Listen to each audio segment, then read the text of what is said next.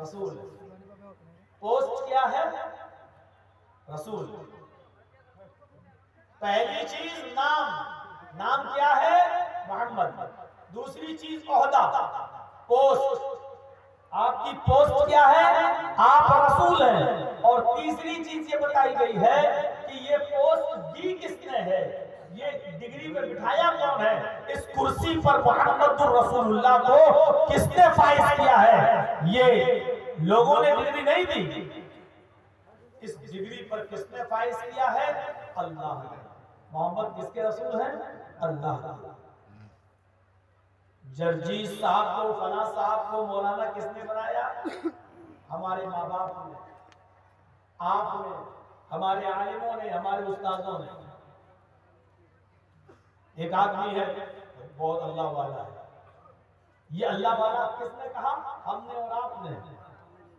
अल्लाह ने उसके बारे में कुरान में कोई आयत नाज़िल नहीं की कि अल्लाह वाला है, या इसको तुम अल्लाह वाला कहो। हम और आप किसी की जाहिरी इबादतें देख कर कह सकते हैं बड़ा अल्लाह वाला है, 5 वक्त का नमाजी है, बड़ा दीनदार है, नेक है, बुजुर्ग है।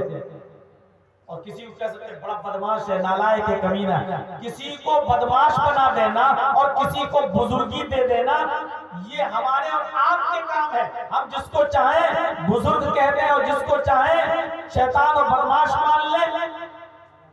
तो असल बुजुर्ग वो नहीं है जिसको हम और आप बना रहे हैं। असल बुजुर्ग वो है जिसको अल्लाह बुजुर्ग बनाए। हम और आप जिसको बुजुर्ग बनाते हैं वो गुनाहों से पाक और मासूम अनिल खता नहीं होता, उससे गलती हो सकती है, लेकिन अल्लाह जिसको बुजुर्ग बनाता है उससे गलती नहीं हो सकती है। इसलिए मोहम्मद रसूलुल्लाह मासूम अनिल खता है, यानी आपसे गलती नहीं, मुमकिन ही नहीं। क्यों? क्योंकि अल्लाह ने बुजुर्ग बनाया है। अल्लाह उसको बुजुर्ग बना ही नहीं सकता जिससे गलती हो। अल्लाह उसी को बुजुर्ग बनाएगा जो मासूम अनिल खता हो। जर्जीस को आपने मौलाना कह दिया, जर्जीस से गलती हो सकती है क्योंकि जर्जीस को अल्लाह ने बुजुर्ग नहीं बनाया, आपने माना है मेरे भाइयों। लेकिन अल्लाह जिसको बुजुर्ग बनाता है उससे गलती नहीं हो सकती है। इंसान जब इंसान को पढ़ाता है तो पढ़ाने वाला भी भूल सकता है। आज से 4 साल पहले सन 19 में 2019 में मैं यहाँ आया था, आज 2024 में मैं यहाँ आ रहा हूँ। 2024 में 2019 में मैंने आपको क्या पढ़ाया था, मैंने आपके सामने क्या बातें रखी थी, मैंने क्या तकरीर की थी, मुझे याद नहीं है। और आपने 2019 को क्या सुना था आज से 4-5 साल पहले, आपको भी याद नहीं होगा कि मौलाना साहब क्या बोले थे, कितनी बातें बोली थी। इंसान जब इंसान को पढ़ाता है तो पढ़ाने वाला भी भूल सकता है और जिसको पढ़ाया गया वो भी भूल सकता है। लेकिन अल्लाह जब किसी को पढ़ाता है तो अल्लाह तो भूल ही नहीं सकता, और जिसको पढ़ा रहा है अल्लाह का पढ़ाया हुआ सबक वो भी नहीं भूल सकता। और अल्लाह ने किसको पढ़ाया? मुहम्मदुर रसूलुल्लाह को। दलील कुरान की आयत, सनुक़रिउका फला तंसा। पढ़िए सब्बिह इस्मा रब्बिकल आला अल्लज़ी खलक़ फसव्वा वल्लज़ी क़द्दर फहदा। पूरी सूरत पढ़ते जाइए, उसी में ये आयत भी आप पढ़ेंगे, सनुक़रिउका फला तंसा। ऐ मोहम्मद सल्लल्लाहु अलैहि वसल्लम, हम आपको ऐसा पढ़ाएंगे, हम आपको ऐसा याद कराएंगे, हम आपको ऐसा पढ़ाएंगे फला तंसा कि हमारा पढ़ाया हुआ आप भूलेंगे नहीं। सनुक़रिउका फला तंसा, हम ऐसा पढ़ाएंगे कि आप भूलेंगे नहीं। अल्लाह ने जो पढ़ाया नबी ने उसको याद किया, और नबी के जरिए वो दीन, वो इस्लाम जो नबी ने पढ़ा हमको मिला, वो आज तक चल रहा है। और इंशाअल्लाह ये कुरान, ये इस्लाम क़यामत तक चलता रहेगा। दुनिया की सारी सेहूनी और सल्जूकी की ताकतें मेरे भाई को मिल जाए, इकट्ठी हो जाए, जमा हो जाए, चीखते रहे और चिल्लाते रहे, कुरान को बदलो, कुरान से आयतें निकालो, ये करो वो करो, ये चीख चीख के खुद गला फाड़ फाड़ के मर जाएंगी, लेकिन कुरान का एक नुक्ता भी दाएं से बाएं नहीं कर सकती, क्योंकि ये इस्लाम अल्लाह की तरफ से नाज़िल किया हुआ दीन है, जिसका नुक्ता बड़ी से बड़ी आंधियों तूफानों में, इस मुल्क में बड़े बड़े दौर आए, मुसलमानों ने हुकूमत भी की और फिर मुसलमान मखलूक भी हुए, सब कुछ हुआ, लेकिन कुरान करीम का कुछ नहीं बिगड़ा। कुरान करीम अपनी असली शक्ल में मौजूद है, इस्लाम मौजूद है। तो पहली चीज नाम मोहम्मद, ओहदा रिसालत, और ये ओहदा दिया किसने? अल्लाह ने। और मैंने ये भी बता दिया, जब अल्लाह किसी को किसी पोस्ट डिग्री पर बिठाए, ओहदा दे, तो जिसको ओहदा दे रहा है वो गलत नहीं हो सकता है। नाम, एक हदीस में अल्लाह के नबी ने अपने कई नाम बताए हैं। वान जुबैर इब्न मुतइम रज़ियल्लाहु तआला अन्हु क़ाल समिअतु रसूलुल्लाह सल्लल्लाहु अलैहि वसल्लम यक़ूल इन्ना ली अस्माअन अना मुहम्मदुन व अना अहमदु व अना अल-माही यमहुल्लाहु बिल कुफ्र व अना अल-हाशिर युहशरु अन्नासु अला क़दमैय यौमल क़ियामह व अना अल-आक़िब वल आक़िबु लज़ी लैसा बअदहु नबिय्युन। रवाहु मुस्लिम फी किताबिल फ़ज़ाइल। ये हदीस इमाम मुस्लिम रहमतुल्लाह अलैह ने नकल की है मुस्लिम शरीफ की हदीस है किताबुल फ़ज़ाइल के अंदर। हदीस में क्या कहा? हजरत जुबैर इब्न मुतइम इस हदीस के रावी हैं, फरमाते हैं कि मैंने सुना है अल्लाह के नबी से, समिअतु रसूलुल्लाह सल्लल्लाहु अलैहि वसल्लम यक़ूल, फरमाते हैं कि मैंने अल्लाह के नबी को फरमाते हुए सुना है। आप फरमा रहे थे, आप कह रहे थे इन्ना ली अस्मान, मेरे चंद नाम हैं, मेरे कुछ नाम हैं, अना मुहम्मदुन, मेरा एक नाम मोहम्मद है, पहला नाम, अना मुहम्मदुन, मेरा एक नाम मोहम्मद है, वाना अहमदु, और मेरा दूसरा नाम अहमद है, मेरा तीसरा नाम वानल माही, माही है मिटाने वाला, गुनाहों को मैं मिटाता हूँ, गुनाह मेरे जरिए अल्लाह गुनाहों को मिटाता है, वानल हाशिर, और मेरा एक नाम हाशिर है, इकट्ठा करने वाला। क़यामत के दिन सारे के सारे लोग मेरे कदमों तले मेरे झंडे के पास इकट्ठे किए जाएंगे, जमा किए जाएंगे।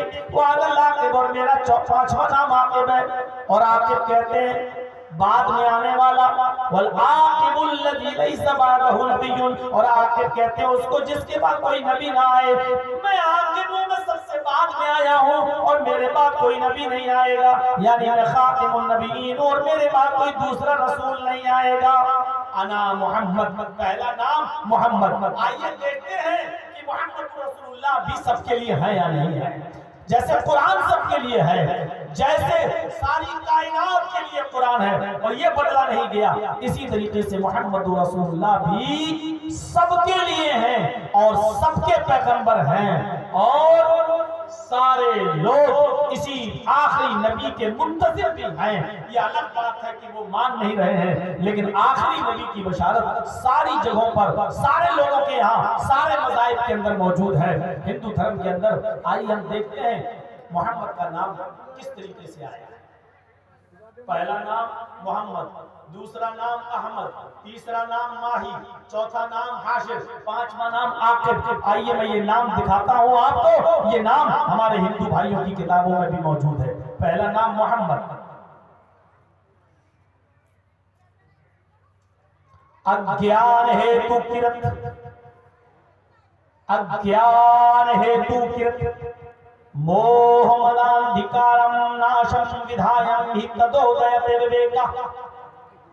स्पष्ट शब्दों में मोहम्मद, अज्ञान हेतु किरत मोहमदाधिकारम। मैंने इसीलिए चैनल वालों को मना किया है, क्योंकि यूट्यूब चैनल वाले ही केस करवाते हैं, यही जेलों में डलवाते हैं। इसलिए मैं सिर्फ अपना चैनल अब लेके चलता हूँ सारे चैनलों को। तो बेचारे बहुत ज्यादा गिड़गिड़ाने लगे, कहने लगे सूरजपुरी चैनल है, गारंटी देता हूँ कि ऐसी उल्टी सीधी कोई चीज नहीं डालेंगे। तो मैंने कह दिया चलो बना लो, लेकिन आज के बाद नहीं, परमिशन नहीं है। अभी तक तो मैं ही गिरफ्तार था, अब देखिए एक और मौलाना को गिरफ्तार कर लिया, सलमान अजहरी साहब। ये सब होगा। अब ये चैनल वाले कमा रहे हैं पैसा और मौलवी लोग जेलों में जा रहे हैं, क्योंकि ये थंबल उल्टे सीधे बनाते हैं। उनकी तकरीर जूनागढ़ में इन चैनल वालों ही ने देना शुरू कर दिया, यूट्यूब वालों ने।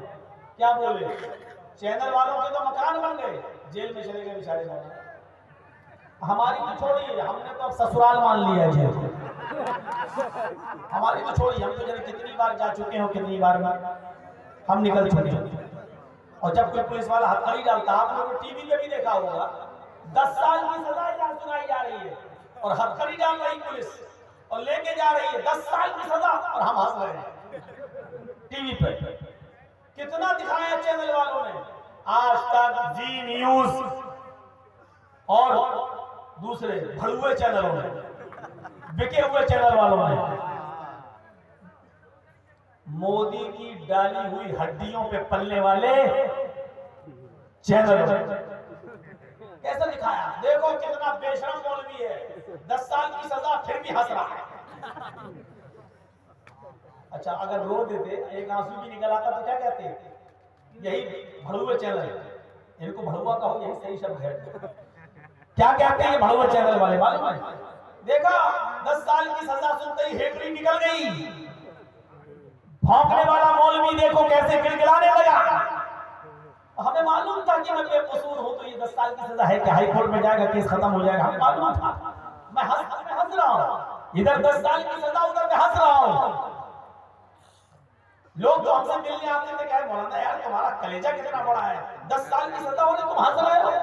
मैंने कहा कुछ नहीं होगा, हाई कोर्ट में आने तो दीजिए, मेरी फाइल जज के सामने आएगी, जिस दिन आएगी उसी दिन इंशाअल्लाह हमारा केस खत्म होगा, क्योंकि हमें मालूम है कि हम बेकसूर हैं। वो तो बनारस की वजह से मोदी वहां चुनाव लड़ता है, इसकी वजह से हम तो वहां का जज के ऊपर दबाव बन गया कि नहीं इसको सजा दो। जब आसा राम जेल में रह सकता है, राम रहीम जेल में रह सकता है, तो मौलवी क्यों नहीं? ये दबाव बनाया गया उसके ऊपर, और जब दबाव बन गया तो हमको पहले ही मालूम हो गया कि यहाँ से हमको राहत नहीं मिलेगी। हमको 2 घंटा पहले पता चल गया था आज हमको 10 साल की सजा होने वाली है। लोगों ने कहा भी था कि भाग जाओ, मैंने कहा नहीं, भागना हल नहीं है। भागेंगे, घर वालों को परेशान करेंगे, सबको परेशान करेंगे, नोटिस देंगे। और यूपी में तो बुलडोजर राज है, हो सकता है घर पे बुलडोजर चल पड़े। आपने कहा भागना हल नहीं है, मुकाबला करेंगे, फेस करेंगे। हम कोई ऐसे वैसे मौलवी थोड़ी है कि देश छोड़ के भागना है। और देखिए निकले, फिर मंत्र पढ़ रहे हैं, फिर पढ़ रहे हैं, क्योंकि कोई आज तक इधर उधर के केस तो लाद दिया, लेकिन आज तक किसी हिंदू पंडित की जुर्रत नहीं